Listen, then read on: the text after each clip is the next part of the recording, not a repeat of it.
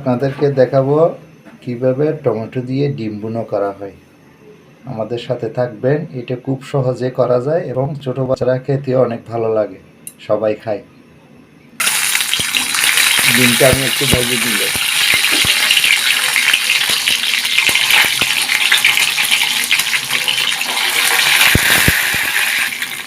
ডিমটা আগে আমি সিদ্ধ করে নিয়েছিলাম,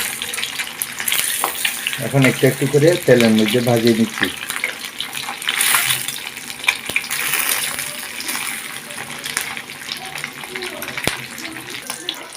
আমাদের ডিম ভাজি হয়ে গেছে, এখন রান্না করব, সাথে থাকবেন। কেউ স্কিপ করলে এটা বুঝতে পারবেন না। একটু বেশি করে পেঁয়াজ কুচি দিয়ে দিলেন।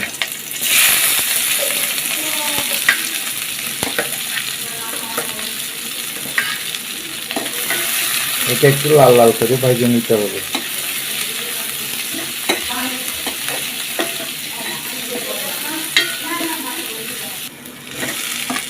টমেটো দিয়ে দিলাম,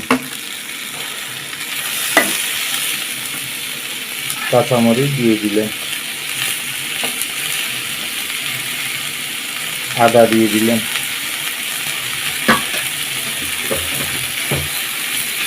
রসুন দিয়ে দিলাম, একটু জল দিয়ে কষাই নিতে হবে।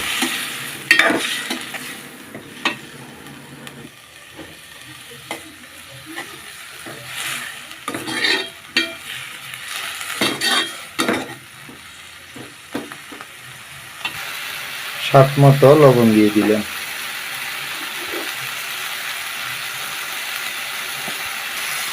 হলুদের গুঁড়ো দিয়ে দিলাম, একটু করে মরিচের গুঁড়ো দিয়ে দিলাম।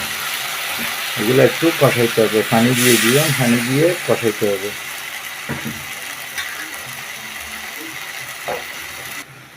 জিরা ধনিয়ার গুঁড়ো দিয়ে দিলাম। বন্ধুরা, আমরা এখন কষাই নেব, 3 থেকে 4 মিনিট এগুলো কষাই নেব।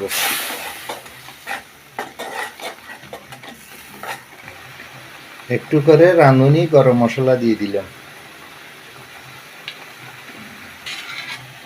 ধনিয়া পাতাটা দিয়ে দিলাম। অনেক কেউ আছে যে ধনিয়া পাতা নামানোর পরে দেয়, আমরা ধনিয়া পাতাটা একটু আগে দিয়ে দিই, যাতে একটু স্বাদ হয় এবং সেন্ট হয়। আর একটু আমরা কষাই নেব। আমাদের হয়ে গেছে, আপনারা এভাবে বাসায় রান্না করে খাবেন, অনেক ভালো লাগবে।